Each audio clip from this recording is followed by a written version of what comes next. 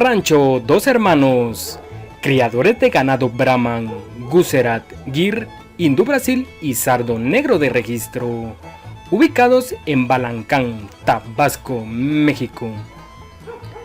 Los bovinos de razas cebuinas son los que predominan en los ecosistemas tropicales y subtropicales.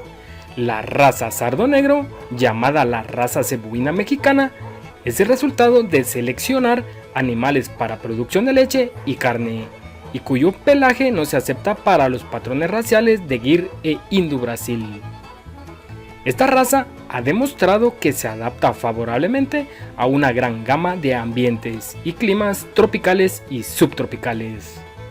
Es un ganado rústico de gran talla, con excelente pigmentación de color negro con blanco, cuyos reportes de campo indican altas producciones de leche, habilidad materna y excelente para realizar cruzamientos con Holstein y otras razas europeas. En la descripción del video te dejaremos los datos de contacto.